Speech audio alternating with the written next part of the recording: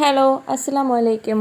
അപ്പോൾ ഇന്ന് ഞാൻ വന്നിട്ടുള്ളത് ഒരു കുക്കിംഗ് വീഡിയോ ആയിട്ടാണ്. അപ്പം ഞാൻ തയ്യാറാക്കുന്നതല്ല, എൻ്റെ ഉമ്മ തയ്യാറാക്കിയ ചീമച്ചക്കയുടെ റെസിപ്പി ആയിട്ടാണ്. അപ്പം കടച്ചക്കയെന്നും പറയും. അപ്പം അതുകൊണ്ടുള്ള കറിയാണ്. അപ്പോൾ അത് നമുക്ക് തയ്യാറാക്കുന്നത് എങ്ങനെയെന്ന് നോക്കാം. അപ്പോൾ ഒരു ചീൻചട്ടിയിലേക്ക് തേങ്ങയും ഉള്ളിയും പിന്നെ പട്ടയും പെരിഞ്ചീരകവും കൂടെ ചേർത്ത് കൊടുത്തിട്ടുണ്ട്. എന്നിട്ട് ഇതൊന്ന് നല്ലതുപോലെ ഒന്ന് വറുത്തെടുക്കണം. അതിന് കഴിയാതെ വറുത്തെടുക്കാനായിട്ട് ശ്രദ്ധിക്കണം. അപ്പം ഈ ഒരു പരുവത്തിലാവുമ്പോഴത്തേക്ക് നമുക്ക് അതിലേക്ക് പൊടികൾ ചേർത്ത് കൊടുക്കണം. മഞ്ഞൾപ്പൊടി, മുളക് പൊടി, മല്ലിപ്പൊടി ഇത് ഇത്രയും കൂടെ നമുക്ക് ചേർത്ത് കൊടുക്കണം. ചേർത്ത് കൊടുത്തതിന് ശേഷം ഒന്ന് നല്ലതുപോലെ ആ മുളക് പൊടിയുടെയൊക്കെ ഒരു പച്ചക്കുത്ത് മാറുന്നത് വരെ ഒന്ന് ഇളക്കി കൊടുത്ത് വറുത്തെടുക്കുക, മാറ്റി വയ്ക്കുക. അപ്പോൾ നമുക്ക് അത് തണുക്കുന്ന സമയം കൊണ്ട് ചീമച്ചക്ക ഇതേപോലെ ഒന്ന് തൊലിയൊക്കെ ചെത്തി ഒന്ന് കട്ട് ചെയ്തെടുക്കണം.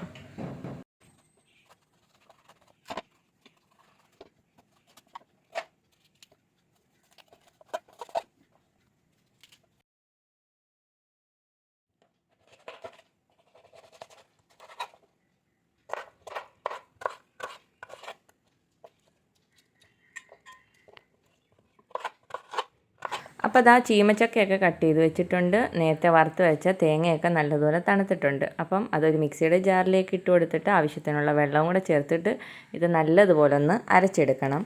അപ്പോൾ നല്ലതുപോലെ അരച്ചെടുത്തിട്ടുണ്ട്. ഇനി നമുക്ക് കറി വയ്ക്കാനായിട്ട് തുടങ്ങാം. തേങ്ങാക്കൊത്തും കൊച്ചുള്ളി അരിഞ്ഞതും പച്ചമുളകും കറിവേപ്പില എടുത്ത് വെച്ചിട്ടുണ്ട്.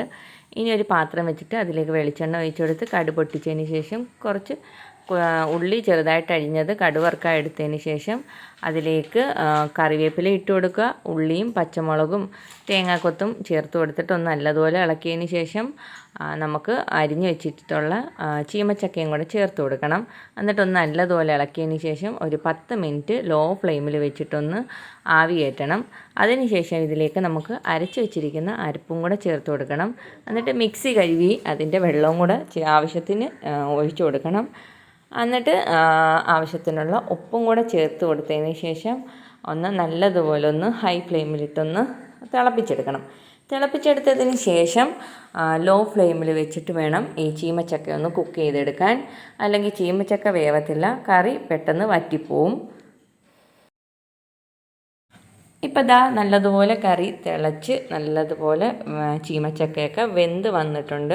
അപ്പോൾ നമ്മുടെ അടിപൊളി കറിയാണ് ഇവിടെ റെഡി ആയിട്ടുള്ളത്. നല്ല അടിപൊളി ടേസ്റ്റി ആയിട്ടുള്ളൊരു ചീമച്ചക്ക കറിയാണ്. അപ്പോൾ ഇതേപോലെ വറുത്തരച്ച് ഇതുവരെയും കറി വെച്ചിട്ടില്ലാത്തവർ ഇതേപോലെ ഒന്ന് ട്രൈ ചെയ്ത് നോക്കണം. നല്ല ടേസ്റ്റി ആയിട്ടുള്ളൊരു കറിയാണ്.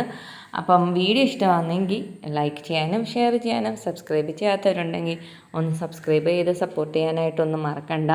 അപ്പം നമുക്ക് ഇൻഷാ അല്ലാഹ് മറ്റൊരു നല്ലൊരു വീഡിയോ ആയിട്ട് വീണ്ടും കാണാം. അസ്സലാമു അലൈക്കും.